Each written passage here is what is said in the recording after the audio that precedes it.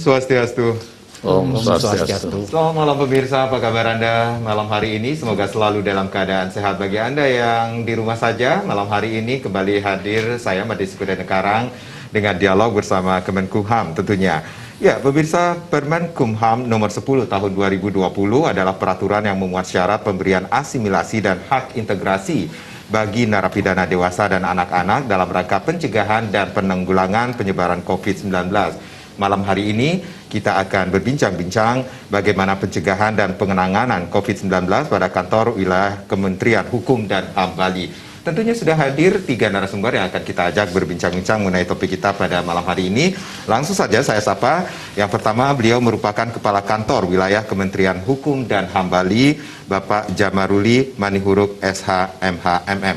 Om Swastiastu, selamat malam Pak Manihuruk, apa kabarnya? Selamat malam, kabar baik. Sehat ya Pak ya? Sehat. Selalu. Sehat tentunya. selalu ya. Baik, terima kasih sudah hadir di studio malam hari ini. Nanti kita akan berbincang-bincang bagaimana pencegahan dan penanganan COVID-19 pada kantor wilayah Kementerian Hukum dan HAM Bali, Bapak. Ya.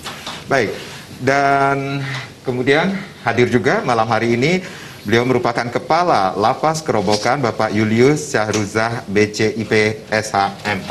Om Swastiastu, selamat malam Pak Julius. Swastiastu, selamat malam Pak? Baik. Sehat ya Pak ya? Sehat. Waduh, ini luar biasa sekali Pak. Tugas tetap dijalankan Pak. Siap. Di tengah pandemi COVID-19 Siap ini Pak. dilaksanakan, siap. Baik, terima kasih Bapak Julius sudah hadir di studio malam hari ini. Dan yang pastinya bagaimana juga langkah-langkah yang diambil dari sisi kesehatan. Tentunya kita juga sudah menghadirkan Dr. Ana Agung Gede Hartawan. Beliau merupakan dokter Lapas Kerobokan. Om Swastiastu dokter. Om Swastiastu. Apa kabarnya dok? Baik.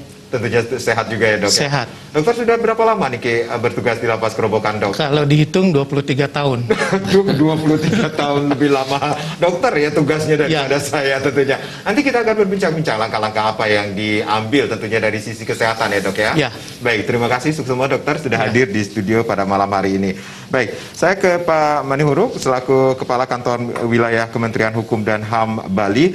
Pak, tadi saya sempat menyampaikan di awal bahwa ada ini Permen Kumham nomor 10 tahun 2020 peraturan yang memuat asimilasi ya Bapak ya. Tentunya tentang apa yang dilakukan di lingkungan kantor wilayah Kementerian Hukum dan HAM Bali banyak sekali dampaknya dari COVID-19 ini berdampak dari segala lini ya Pak ya. Dan tentunya masyarakat ketika memiliki permasalahan kemudian bingung mau kemana harus melapor seperti itu. Apakah dari Kementerian Hukum dan HAM ini sendiri ada semacam pelayanan bagi masyarakat Pak? Terima kasih. Kami dari Kementerian Hukum dan HAM khususnya kantor wilayah Kementerian Hukum dan HAM Bali mengembangkan beberapa aplikasi misalnya seperti call center. Call center ini bisa menggantikan pelayanan hukum yang tadinya masyarakat harus datang ke kantor wilayah. Tapi dengan call center ini kami bisa menjembatani sehingga masyarakat tidak perlu datang ke kantor wilayah. Misalnya dalam hal untuk memperoleh informasi hukum dan juga untuk memperoleh bantuan hukum, konsultasi hukum, asistensi pendaftaran kekayaan intelektual, juga asistensi pendaftaran administrasi hukum umum. Itu kami layani secara online. Misalnya ini bisa menghubungi call center yang sudah disiapkan. Baik, dan tentunya di layar televisi pun sudah ada running text yang Anda bisa hubungi. Bapak, ini call center. Dan jadi call center layanan hukum bisa dihubungi oleh masyarakat secara online. Dan tentunya ini berbayar nggak sih Pak? Semuanya kita berikan secara gratis. Semuanya gratis Pak? Secara gratis. Jadi layanan jika layanan pengaduan masyarakat atau layanan konsultasi hukum gratis ataupun seperti yang Bapak sampaikan tadi. Jika ketika masyarakat memerlukan pelayanan atau konsultasi hukum gratis ini sendiri, kemudian memerlukan yang namanya lawyer seperti itu Bapak. Oh, itu sangat tepat. Kami sudah menyiapkan namanya organisasi bantuan hukum. Jadi seandainya masyarakat membutuhkan katakanlah lawyer, itu bisa kami siapkan.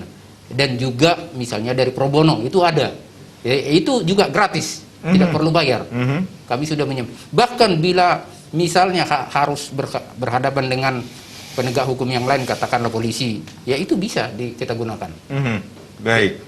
Jadi masyarakat bisa menghubungi nomor yang sudah Bapak sudah ada di layar televisi, atau bisa saya sebutkan call center layanan hukum yang disediakan ini di 0361 224 856, dan konsultasi hukum via WhatsApp pun ada di 0811 811 181. Saya ulangi sekali lagi di 0361 224 856, dan di konsultasi hukum via WhatsApp 0811 3811 181. Itu 24 jam nggak sih Pak? Kalau tidak masyarakat 24 jam. ingin Tidak 24 jam. Itu jam kerja saja. Jam kerja saja. Ya. Tetapi masyarakat bisa menghubungi terlebih dahulu, kemudian dari pihak Kemenkumham akan meresponnya. Tentu bisa. Di situ kan ada pelayanan WhatsApp. Ya misalnya kita melakukan WhatsApp malam ini, besok pagi pasti dijawab oleh petugas kita yang ada di sana. Jadi ya, tidak perlu khawatir. Jadi masyarakat tidak perlu khawatir, apalagi sekarang kalau kita lihat ini banyak sekali masyarakat yang terdampak akibat pandemi COVID-19 ini sendiri, Bapak. Iya. Baik, luar biasa sekali. Iya. Baik, Bapak, nanti kita akan lanjutkan lagi bagaimana sebenarnya apa saja yang sudah dilakukan dari kantor wilayah Kementerian Hukum dan HAM Bali ini untuk meringankan beban masyarakat tentunya ya, Pak ya. Ada tentunya yang dilakukan. Masih ada banyak juga yang dilakukan. Banyak, baik, nanti kita akan jeda terlebih dahulu. Pemirsa jangan kemana-mana, karena di sesi berikutnya kita masih akan kembali bagaimana pencegahan dan penanganan COVID-19 pada kantor wilayah Kementerian Hukum dan HAM Bali menjadi topik kita pada malam hari ini. Dan nanti kami juga akan mengajak Anda untuk berpartisipasi di 0361 894 8400 dan juga di 0361 894 8401 sesaat lagi.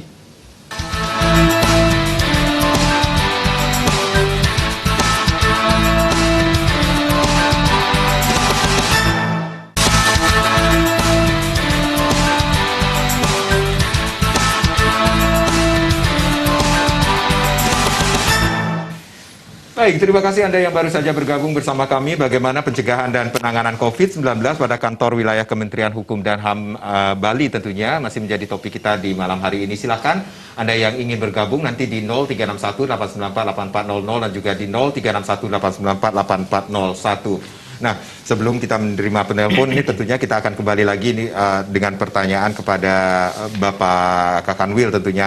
Bapak, kalau kita melihat ini tadi saya sempat mengatakan bahwa akibat COVID-19 ini banyak sekali masyarakat kita terdampak, tiba-tiba kehilangan pekerjaan, kemudian dirumahkan, di PHK, kemudian ada juga setelah itu hal-hal yang lainnya yang perlu mendapat perhatian seperti bagaimana penyaluran bantuan hukum, kemudian ada kekerasan dalam rumah tangga. Nah, ini sendiri kalau kita berbicara tentang bantuan hukum dari Kementerian Hukum dan HAM, khususnya di Bali ini sendiri ke masyarakat, selain call center itu sendiri, tentunya ada hal-hal yang lainnya juga dilakukan oleh Kemenkumham di Bali ini sendiri, Pak, untuk meringankan beban masyarakat. Meringankan beban masyarakat tentunya tugas kita bersama, termasuk Kementerian Hukum dan HAM juga ingin berpartisipasi membantu beban tersebut.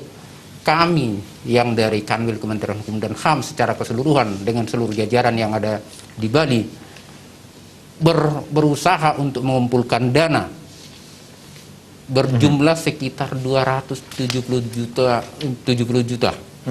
Dan itu kami berikan kepada mereka yang membutuhkan bantuan. Contohnya, besok kami akan memberikan kepada panti asuhan dan juga panti jompo. Itu akan kami berikan. Tapi terkait dengan bantuan hukum tadi, ya tentunya tempatnya itu adalah call center.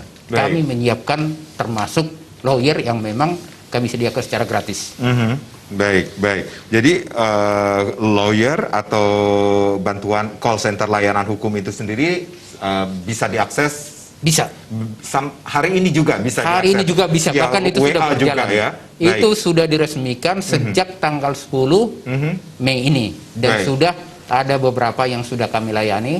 Hampir baru seminggu diluncurkan. Baru seminggu. Jadi, dan sudah berjalan dengan baik. Sudah ada beberapa keluhan dari masyarakat yang kita terima, Yeah. sudah kita coba asistensi.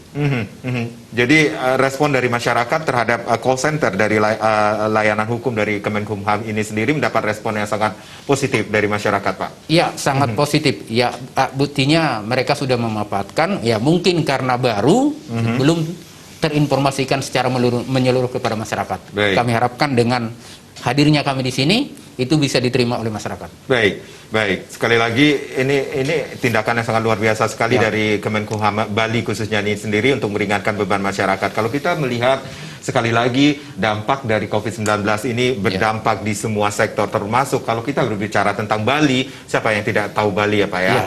Daerah tujuan pariwisata di dunia nomor 1 bahkan pernah ya seperti itu. Kita ngomongin tentang warga negara asing. Ini masih adakah warga negara asing yang stay atau ada di Bali saat ini Pak, saat pandemi ini Pak? Sampai saat ini tentunya masih ada, yaitu mereka yang belum pulang ke negaranya.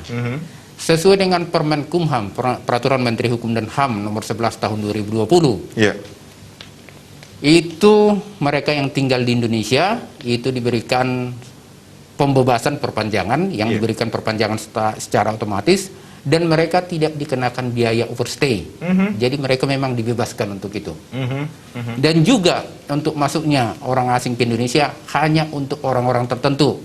Misalnya pemegang izin tinggal terbatas dan izin tinggal tetap, pemegang visa dinas dan diplomatik, pemegang izin tinggal dinas dan diplomatik, dan bagi mereka kru alat angkut, dan juga bagi mereka yang memang datang ke Indonesia untuk membawa bantuan sosial yang bersifat kemanusiaan. Jadi ada dasar hukumnya tentang pelarangan sementara orang asing masuk ke wilayah Tentunya NKRI. ada, yaitu di Peraturan Menteri Hukum nomor 11 tahun 2020. Nah, itu yang membatasi mereka. Termasuk juga ke Bali? Termasuk ke Bali. Iya. Jadi hanya bagi pesawat-pesawat yang evakuasi, misalnya PMI kita yang ada di luar negeri itu boleh masuk ke Indonesia, karena mereka WNI, tidak ada larangan untuk WNI untuk masuk ke Indonesia. Baik. Tapi bagi orang asing, yaitu batasan yang tadi, keluar pun seperti itu, hanya pesawat-pesawat untuk evakuasi bagi orang asing, itu yang diperkenankan. Baik, baik. Bapak, dari tadi kita ngobrol, tapi saya tidak bisa lepas dari masker yang Bapak pakai ini. Ada tulisan Lapas Kerobokan ini sendiri. Ini Bapak dapatnya dari Lapas Kerobokan kah Pak? Ya betul. Ini ada beberapa atribut yang saya pakai. Ini seperti masker ini adalah hasil karya warga binaan yang ada di Lapas Kerobokan. Baju saya ini adalah hasil karya dari LPP yang ada di Bali, Lembaga Pemasyarakatan Perempuan yang ada di Bali. Oh, anak buahnya Bu Lilis ya. Ada lagi yang ini. Yang ini pas bunga nih. Nah, ini juga I see. anak buah yang warga binaan Bu Lili yang mengerjakan itu. Bu Lili, apa kabar Bu Lili? Mungkin saat ini lagi menonton ya. Nah, ngomongin tentang Lapas Kerobokan. Beberapa waktu lalu kita sempat dihebohkan dengan yang namanya asimilasi. Saya ke Bapak Yulis dulu deh Pak, selaku Kepala Lapas Kerobokan Pak. Ini Bapak menjadi, bisa dikatakan juga menjadi trending topik di beberapa sosial media juga. Nah, asimilasi kepada warga binaan termasuk juga dilakukan di Lapas Kerobokan Pak? Ya, asimilasi dilakukan juga di Lapas Kerobokan. Berapa jumlahnya yang diberikan Pak? Untuk saat ini yang khusus di Lapas Kerobokan sudah kita berikan sekitar 306 orang. 306 orang. Tapi untuk sebali saat ini yang sudah diberikan asimilasi ada 671 orang. 671 orang. Itu seluruh Bali, seluruh lapas yang ada di Bali? Ya, seluruh lapas yang ada di Bali. Oke, baik. Nah, tentunya kalau kita berbicara tentang warga binaan kemudian mendapatkan asimilasi, ada syarat-syarat yang harus dimiliki oleh mereka agar mendapatkan asimilasi tersebut. Jadi asimilasi ini sesuai dengan Permenkumham nomor 10 tahun 2020 itu ada syarat-syarat tersendiri. Pertama, syaratnya itu pidana umum, bukan terkena PP 99. Yang kedua, syaratnya itu bukan orang asing. Dan yang ketiga, bahwa narapidana itu sebelum 31 Desember 2020, sepertiganya sudah masuk. Jadi 2/3-nya sudah masuk. Baik. Jadi yang diberikan asimilasi itu yang telah menjalani setengah masa pidana atau lebih dari 6 bulan. Hal ini juga harus disertai dengan berkelakuan baik. Jadi narapidana itu harus berkelakuan baik yang bisa diberikan untuk diberikan asimilasi itu. Baik, berkelakuan baik. Berkelakuan. Itu bisa dilihat dari track recordnya juga kah? Ya, jadi track record di dalam lapas kita kan ada tim pengamat pemasyarakatan yang menjadi penilai bagi narapidana yang akan diberikan program asimilasi maupun program integrasi lainnya. Dan ini kita lakukan untuk memberikan percepatan kebebasan bagi para narapidana yang memenuhi syarat untuk tersebut, yaitu. Baik, baik. Ada beberapa seperti yang Bapak sampaikan tadi, ada syarat-syarat diberikannya asimilasi kepada warga binaan ini sendiri.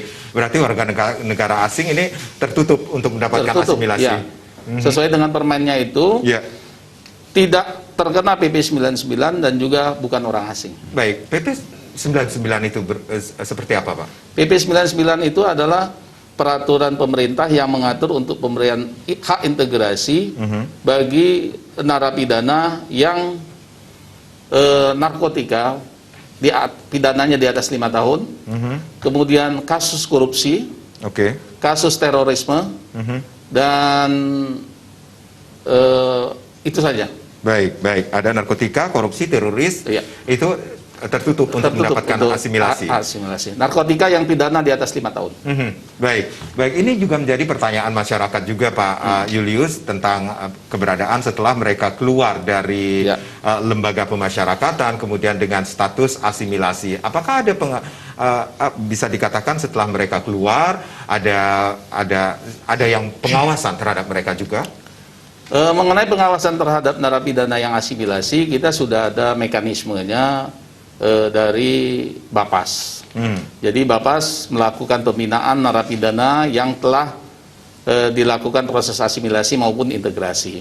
Dan untuk pengawasan mereka itu, kita bekerja sama dengan pihak Polri dan juga pihak kepolisian, baik itu Babinsa ataupun Koramil setempat. Jadi narapidana yang bebas diasimilasikan, itu alamatnya kita bagikan kepada mereka untuk kita awasi secara bersama-sama.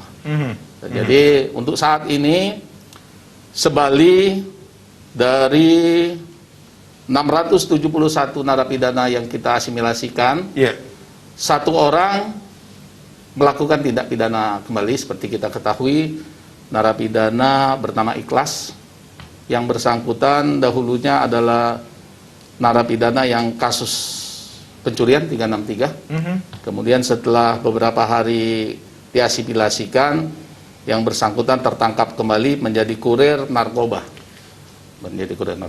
Baik, baik. Berarti ada hal-hal yang perlu dilakukan bisa dikatakan ketika warga binaan sudah keluar dengan status asimilasi, mereka juga harusnya melakukan hal-hal yang tidak bisa membuat mereka kembali lagi ke lapas. Seharusnya begitu. Jadi mereka di dalam asimilasi itu, mereka tuh asimilasi di rumah saja sebenarnya. Baik. Di rumah saja dengan pengawasan dari petugas PK Bapas yang memantau mereka, aktivitas mereka sehari-hari. Baik, itu setelah keluar dari lapas tentunya. Baik, kalau kita ngobrolin tentang kegiatan mereka di dalam lapas ini, seperti kata Pak Kakanwil tadi, ini hasil karya dari warga binaan juga, dari seragam yang dipakai, kemudian maskernya keren yang ada tulisan Lapas Kerobokan ini sendiri. Kalau di Lapas Kerobokan ini aktivitasnya seperti apa sih, Pak Julius? Aktivitas di Lapas Kerobokan ini sebenarnya sangat banyak, Pak. Baik itu kegiatan kemandirian. Kegiatan kemandirian itu adalah kegiatan untuk pembinaan narapidana yang selama ini kita kerjasama dengan pihak ketiga. Teman, pada saat ini kita sejak COVID-19 ini kita cancel dulu supaya tidak ada pertemuan antara pembina dan warga binaan. Kegiatan-kegiatan mandiri yang ada di lapas, kita pemenuhan untuk pertama masker. Masker ini yang kita pakai ini sebenarnya sudah kita bagikan kepada masyarakat. Pada saat ulang tahun pemasyarakatan ada sekitar 600 masker. 600 masker di 2 pasar dan 3 desa ya. 3 desa. serta masyarakat yang lalu lalang di depan lapas Kerobokan. Dan ini pada saat pembagiannya juga kita melibatkan warga binaan yang asimilasi, Pak. Jadi warga binaan yang asimilasi kita minta bantu mereka untuk mendistribusikan kepada masyarakat masker ini, Pak. Jadi bisa dikatakan warga binaan asimilasi ini sendiri masih ketika di luar itu masih produktif. Harus produktif. Harus produktif. Harus produktif. Kita mengetahui bahwa ketika diadakannya asimilasi di Indonesia, masyarakat hanya mengetahui bahwa kenapa mereka mendapatkan asimilasi. Apakah ini hanya berlaku di Indonesia saja, Pak? Oh tidak. Jadi asimilasi ini sebenarnya salah satu program yang ada di Indonesia ini dibentuk asimilasi namanya. Tapi kalau ini menjadi rekomendasi dari PBB, rekomendasi dari PBB bahwa bercermin dari terjadinya penyebaran COVID-19 di Eropa dan Amerika Latin, mengakibatkan terjadinya kerusuhan di beberapa negara.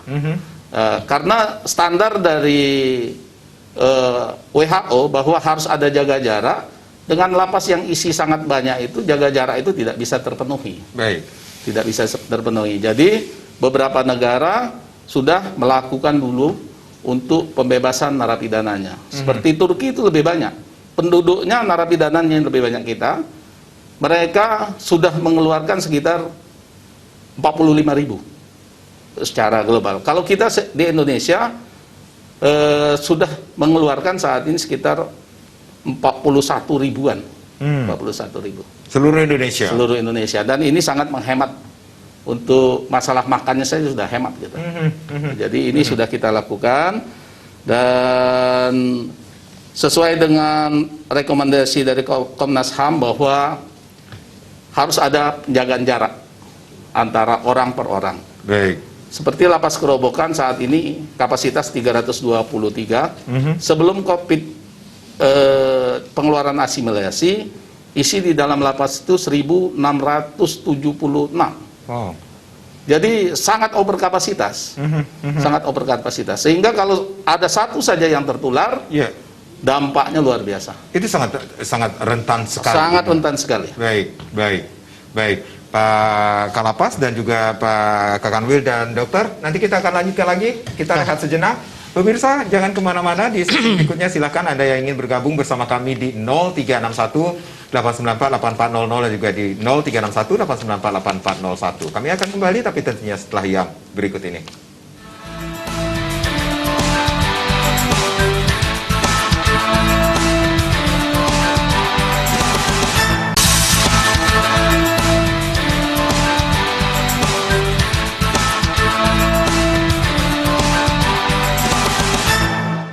Ya, kita masih berada dalam dialog bersama Kemenkumham Bali. Tentunya silakan Anda yang ingin bergabung bersama kami di 0361 894 8400 dan juga di 0361 894 8401.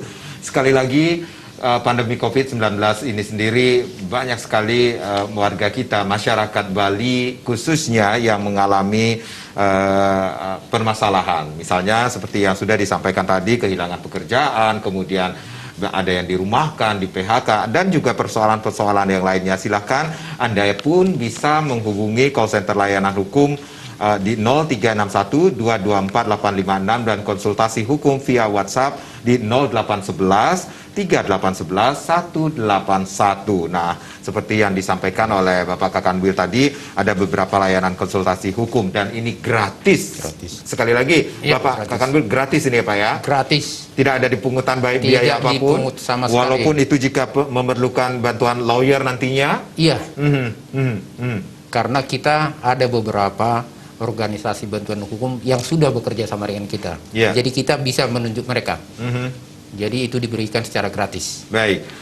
Pak Julius, ini berarti ada aktivitas-aktivitas yang positif tentunya dilakukan oleh warga binaan, khususnya di Lapas Kerobokan. Kalau saya masih ingat ini beberapa waktu lalu saya pernah memandu acara musik anak-anak warga binaan Kerobokan, Antrabes ya. Antrabes itu masih aktifkah Pak? Untuk saat ini personal yang bergerak, yang mempunyai bisa kemampuan di bidang seni tentunya. Kalau personel dari Antrabes untuk saat ini sudah pada bebas, Ya. jadi tapi regenerasinya tetap kita lakukan pembinaan untuk pelatihan kesenian musik. Iya. Kesenian musik. Jadi saat ini latihan rutin kita lakukan dengan personel kita rekrut dari beberapa narapidana yang berkemampuan di bidang seni. Oh. Bidang seni. Dan untuk baru-barusan ini kita merilis beberapa lagu hasil dari teman-teman di Lapas Kerobokan, lagu mengenai asimilasi dan juga pengabdianku. Pengabdianku itu asimilasi itu bercerita tentang program asimilasi ini, dan juga pengabdianku mengenai tugas lapas yang tidak bisa ditinggalkan. Jadi tugas lapas yang tidak bisa ditinggalkan harus tetap bekerja walaupun dengan kondisi COVID-19 ini. Jadi dalam kondisi COVID-19 ini sendiri kita ketahui ini akan ada banyak peraturan yang berubah, Ya, termasuk juga warga, saudara-saudara atau saudara kita warga binaan di Lapas Kerobokan yang biasanya rutin dikunjungi oleh keluarga. Adakah fasilitas yang mereka dapatkan nantinya? Jadi Seperti untuk program kunjungan keluarga sejak Maret yang lalu, sejak wabah corona ini sudah mulai mewabah, jadi kunjungan keluarga kita tiadakan karena ini tidak boleh ada pertemuan atau perkumpulan dari orang-orang. Kita harus jaga jarak dan kita harus menyelamatkan kehidupan narapidana di dalam daripada peredaran tertular dari orang luar untuk COVID-19. Dan juga untuk persidangan agar narapidana itu tidak tertular juga kita melakukan dengan model telekonferensi. Jadi narapidananya di lapas, hakimnya di pengadilan, jaksanya di kantor kejaksaan. Jadi ini kita untuk mencegah pertemuan yang bersangkutan di luar juga. Bahkan untuk bertemu atau bertatap muka dengan keluarga bisa melalui fasilitas yang diberikan oleh lapas. Lapas memfasilitasi mereka untuk kunjungan melalui video call. Video call.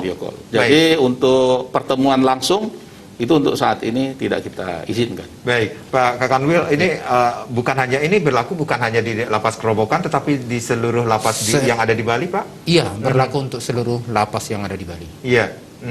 Jadi bisa dikatakan ini masyarakat atau warga binaan itu bisa melepas kangennya dengan keluarga walaupun hanya lewat video call. Iya, tentu bisa.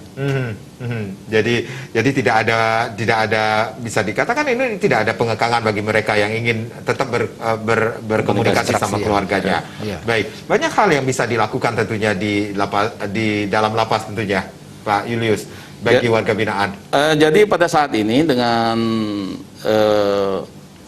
dengan adanya pandemi COVID-19 ini, kegiatan pembinaan kita lakukan di dalam sangat intens.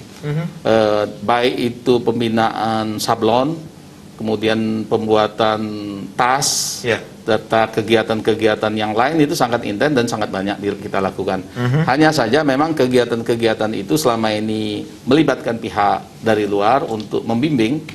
Saat ini tidak menggunakan pihak dari luar, kita saja yang membimbing mereka. Dan juga kegiatan keagamaan dari 4 agama yang di Bali, karena di Bali ini heterogen, agama Hindu, agama Islam dan agama Nasrani serta agama Buddha itu dilakukan secara mandiri saja antara petugas yang melakukan pembinaan atau dari narapidana itu sendiri untuk rekan-rekannya. Oke, saya ke Dr. Hartawani, dokter di khususnya di Lapas Kerobokan ini sendiri. Dok, kalau kita melihat aktivitas warga binaan yang ada di lapas ini sendiri, kan kita tahu nih kalau warga binaan itu jumlahnya bukan hanya bisa dibilang ini cukup banyak. Kemudian dari sisi kesehatan, langkah-langkah apa yang dilakukan untuk mengantisipasi penyebaran COVID-19 ini saat ini, Pak Dokter? Ya, terima kasih. Kalau kita lihat bahwa di Lapas Kerobokan khususnya itu sebenarnya kapasitasnya adalah 323 saat ini itu dihuni oleh 1.317 orang. Jadi sudah 400% naik. Jadi kalau kita lihat dengan isi yang begitu banyak over kapasitas, kemudian ada kelompok rentan seperti misalnya usia lebih dari 60 tahun, kemudian ada penyakit-penyakit multiple seperti diabetes, kemudian hipertensi, dan penyakit paru obstruksi. Itu masih banyak yang ada di lapas. Nah, itulah yang menyebabkan kita harus benar-benar fokus pada program pencegahan terhadap pandemi virus COVID ini. Dan kita sudah mempunyai strategi 12 langkah yang kita selenggarakan, yang kita laksanakan di lapas. Seperti misalnya yang pertama adalah kita harus menerapkan SUP, khususnya adalah terhadap orang yang masuk dan keluar dari dan ke lapas. Itu kita harus terapkan. Kemudian yang kedua adalah pengadaan APD, alat proteksi diri, seperti misalnya pengadaan masker, pengadaan sarung tangan, pengadaan yang lain-lain juga kita lakukan. Kemudian yang ketiga itu adalah kita membuat bilik sterilisasi, kemudian kita membuat tempat untuk cuci tangan. Nah, tempat untuk cuci tangan ini kita letakkan di tempat-tempat strategis seperti misalnya di depan kantor. Bagi orang yang mau masuk itu harus selalu cuci tangan, kemudian masuk ke bilik sterilisasi. Kemudian di dalam juga di tempat-tempat yang umum, di depan wisma itu semua kita buat wastafel untuk mereka supaya cuci tangan. Begitu dia keluar dari blok atau wismanya harus cuci tangan, masuk ke wisma juga cuci tangan. Kemudian di dalam juga terus dia menggunakan masker. Nah, kemudian yang berikutnya adalah kita harus melakukan sterilisasi terhadap tempat-tempat umum maupun hunian. Itu dengan penyemprotan desinfektan secara rutin yang kita lakukan sehingga kita mengharapkan virus maupun bakteri yang ada di mereka itu bisa mati. Nah, kemudian yang kelima, nah seperti tadi dikatakan bahwa kunjungan langsung tidak ada. Kita melalui mode video call. Yang kedua, yang berikutnya adalah persidangan. Tidak langsung dia ke tempat sidang, tapi kita melakukan dengan cara telekonferensi. Jadi orangnya melalui video. Kemudian yang berikutnya adalah menghentikan untuk sementara masuknya tahanan baru. Sehingga tahanan-tahanan yang baru masuk itu yang rentan, siapa tahu dia membawa virus, maka itu kita hentikan. Kemudian yang berikutnya adalah membatasi, seperti tadi Bapak katakan bahwa membatasi kegiatan pembinaan yang melibatkan pihak luar, stakeholder atau mitra pembina dari luar, supaya benar-benar itu bisa kita lakukan. Kemudian yang berikutnya yang ke-9 adalah mengurangi intensitas kehadiran petugas. Jadi bisa WFH. Jadi work from home, jadi sebagian yang bisa piket, yang harus melayani itu bisa masuk. Sedangkan yang lain dari rumah. Kemudian kita memberikan vitamin, kemudian kita membentuk satgas. Yang berikutnya yang paling terakhir adalah pengeluaran ataupun pembebasan warga binaan melalui program asimilasi dan integritas yang telah memenuhi syarat. Itu upaya-upaya kita supaya janganlah ada yang tertular virus corona. Baik, dari 306 warga binaan di Lapas Kerobokan ini sendiri kemudian mendapatkan asimilasi, perlukah mereka mendapatkan semacam surat keterangan bahwa mereka memang bebas dari COVID-19 ini sendiri, Dok? Untuk sementara kita tidak bisa memberikan surat keterangan karena kita tidak ada tes, rapid test tidak ada. Jadi kita tidak bisa memberikan bahwa kita jaminan dia bebas dari COVID. Tetapi selama dia di lapas itu mereka adalah sehat dan tidak pernah satupun sudah kita ajak dia berhari-hari, berbulan-bulan, bahkan bertahun-tahun itu tidak ada gejala. Jadi kita memberikan surat keterangan sehat saja. Jadi tidak berisi khusus COVID gitu tidak ada. Tapi pengecekan secara kesehatan secara berkala rutin juga tetap dilaksanakan. Tetap dilaksanakan. Kepada warga binaan tentunya. Ada perubahan nggak sih, Dok? Ada mungkin dari sisi kesehatan mereka? Kalau saya amati sebenarnya wabah COVID ini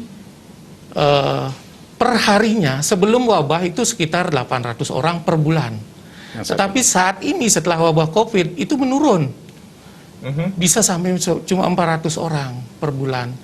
Nah, ini saya prediksi bahwa mereka sudah melakukan PHBS, perilaku hidup bersih dan sehat.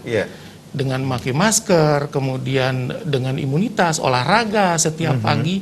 Nah, itu yang dia lakukan, dia menjaga betul-betul menjaga kesehatannya. Dia juga merasa ngeri sebenarnya. Kalau dia mendapatkan virus, luar biasa ngeri sekali dia. Sehingga dia betul-betul menjaga. Saya lihat tidak terlalu banyak sekarang orang yang sakit. Baik. Itu dampak. Jadi informasi tentang keberadaan virus ini sendiri, Pak Julius, bagi warga binaan juga tetap mereka update juga. Tetap update juga karena kita televisi setiap Wisma itu kita sediakan televisi untuk informasi kepada mereka. Pak Kakanwil, ini bukan hanya berlaku bagi lapas Kerobokan saja kah? Tentunya tidak. Itu berlaku untuk seluruh lapas yang ada di Bali.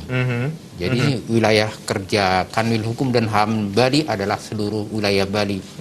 Baik misalnya di Singaraja itu berlaku. Baik. Ada yang menarik di sini, ada bilik sterilisasi. Seperti apa itu, dokter? Bilik sterilisasi itu adalah bilik di mana seseorang yang akan masuk ke dalam lapas itu masuk dulu ke suatu bilik di mana dia masuk kemudian disemprotkan bahan-bahan yang bisa mematikan kuman. Tapi bahan-bahan yang kita pilihkan adalah bahan yang tidak berusaha untuk tidak menyebabkan alergi, yang bisa bisa ditolerir lah oleh badan. Tidak berbahaya bagi tubuh tentunya. Tidak berusaha untuk tidak berbahaya, sehingga pada saat dia masuk kemudian kita terangkan bahwa dia harus tutup mata dan lain sebagainya, tapi adalah di badan saja. Kemudian setelah dia keluar dia cuci tangan dan lain sebagainya. Itu. Ini yang menarik sekali setelah dilakukannya atau apa yang perilaku hidup bersih dan sehat yang dilakukan di lapas Kerobokan, ada sesuatu yang berubah di sana.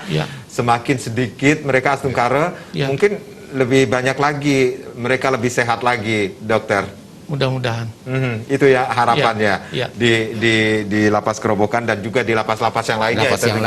Pak Kakanwil. Dan kita harapkan ini tidak ada satupun sampai saat ini belum adakah case atau kasus yang mengatakan salah satu warga binaan terkena virus corona ini sendiri, dok?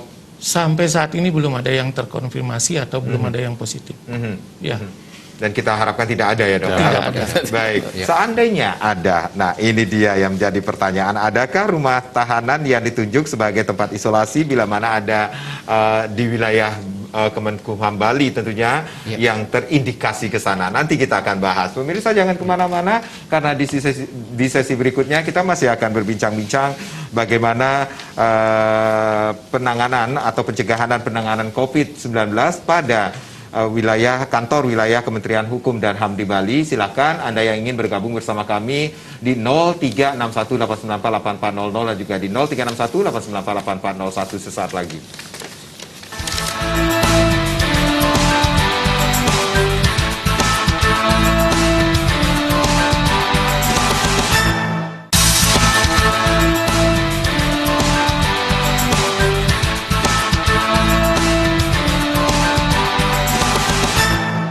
Ya, terima kasih. Di sesi yang terakhir ini bagaimana pencegahan dan penanganan COVID-19 pada kantor wilayah Kementerian Hukum dan HAM masih menjadi topik kita. Silakan ada yang ingin bergabung bersama kami di 0361-894-8400 dan juga di 0361-894-8401. Sudah ada yang bergabung. Om Swastiastu, selamat malam. Halo, selamat malam. Saya? Iya, selamat malam. Apakah semua kasus ini bisa ditanyakan? Apakah semua kasus bisa ditanyakan? Oke. Apakah semua kasus yang dihadapi masyarakat bisa ditanyakan ke call center pelayanan ini sendiri? Gitu ya, Pak ya? Ya. Baik, terima kasih Bapak. Terima kasih. Baik. Nah, ini pertanyaan dari masyarakat ini. Kalau tadi kan banyak sekali yang masyarakat yang tiba-tiba bisa terdampak dari COVID-19 ini. Iya. Kalau kita berbicara tentang tadi juga sudah Pak Kakanwil mengatakan bahwa ini ada beberapa layanan konsultasi hukum gratis, kemudian ada layanan pengaduan masyarakat, kemudian asistensi haki kewarganegaraan. Ini semua kasus bisakah ditanyakan? Semua bisa ditanyakan selama itu permasalahan hukum. Tentunya bisa. Baik. Nah, itu sudah langsung menjawab pertanyaan dari Bapak Nge. Jadi semua permasalahan hukum bisa ditanyakan. Misalnya masalah kenotariatan, itu bisa ditanyakan. Jadi tidak perlu ragu-ragu menanyakan. Nanti juga kita akan berikan jawaban kalau memang itu bukan bagian dari tugas-tugas kita, ya kita akan mengatakan bahwa itu memang bukan di sini tempatnya. Baik. Sudah sekali lagi bisa dihubungi nomor yang sudah ada di layar televisi Anda ya untuk call center pelayanan hukum di 0361 224 856 dan konsultasi hukum via WhatsApp, silakan. Nah, sudah ada Pak Ketut Niki dari mana Niki? Om Swastiastu. Selamat dari Tampak Siring ya, Gianyar. Om Swastiastu. Selamat malam Pak Ketut. Ya, Om Swastiastu, Pak Sukut Dano Karang. Iya, Durus. Singkat aja Pak, pertanyaannya Pak. Ya, boleh. Ya. Kalau hukum-hukum itu sebenarnya saya pernah lihat ada yang perkara di kabupaten, kadang-kadang di provinsi bisa kalah. Iya. Durus. Apa itu perbedaannya? Baik. Terima kasih Pak Ketut. Pak Ketut di Tampak Siring. Ini berarti ada case-case yang bisa dilaporkan, apakah itu di kabupaten kota atau tingkatnya di provinsi bisa dilaporkan juga bisa. Pak Bapak Kakanwil? Bisa, seperti yang kita siapkan tadi. Misalnya ada bantuan hukum yang perlu kita siapkan, misalnya perlu lawyer. Itu kan kita siapkan. Jadi tentunya itu juga akan bisa dilakukan melalui call center ini. Jadi itu bisa dilakukan ya Pak Ketut ya dari Tampak Siring. Silakan Anda bisa menghubungi nomor yang sudah ada di layar televisi Anda yang di running text. Nah, itu difoto terlebih dahulu. Anda bisa bertanya lebih banyak lagi tentang permasalahan hukum apa yang Anda hadapi saat ini. Baik, saya ke Pak Kakanwil. Tadi Dr. Hatawan mengatakan ini stop dulu deh warga binaan yang akan masuk ini. Ini seandainya ada kasus yang melibatkan masyarakat yang harus sudah putus seperti itu, apa yang dilakukan, Pak? Untuk sekarang ini sudah disiapkan yaitu rutan Bangli. Jadi misalnya kalau sudah inkrah, itu mulai kemarin itu kami terima di rutan Bangli, tentunya dengan protokol kesehatan. Dan juga nanti di rutan Bangli akan dilakukan misalnya isolasi mandiri selama 14 hari. Baik. Nah, setelah itu baru didistribusikan ke mana seharusnya atau ke lapas mana seharusnya yang bersangkutan. Jadi bisa dikatakan ini rutan Bangli ditunjuk sebagai tempat isolasi. Betul. Baik. Untuk kapasitas, tenaga medis, fasilitas juga sudah lengkap. Sudah lengkap di sana. Baik. Jadi setelah 14 hari dilakukan isolasi mandiri, kemudian baru kembali distribusikan. Ya, istilahnya. Ya. Baik, Bapak Kakanwil, ada yang ingin disampaikan kepada masyarakat di saat pandemi saat ini, Pak?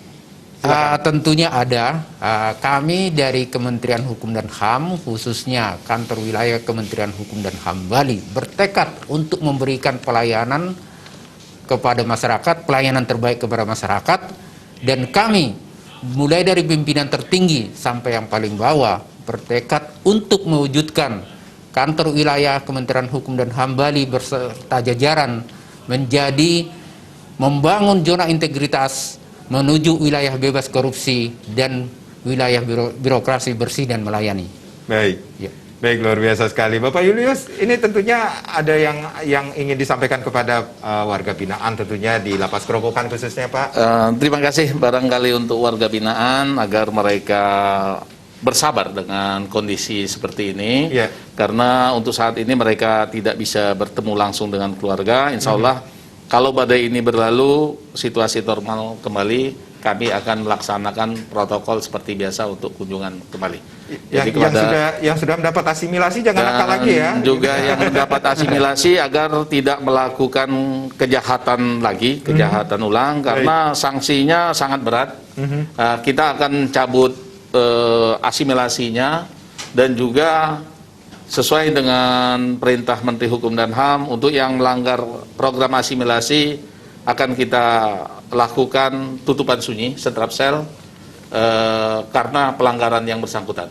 Jadi lebih baik program ini dijalankan secara amanah dan ikuti aturan pemerintah, tetap di rumah saja. Baik, Dokter Hartawan selaku dokter di Lapas Kerobokan, ada yang ingin disampaikan untuk bagaimana memutus rantai penyebaran COVID-19 di saat pandemi COVID-19 ini sendiri, khususnya bagi warga binaan, Dok?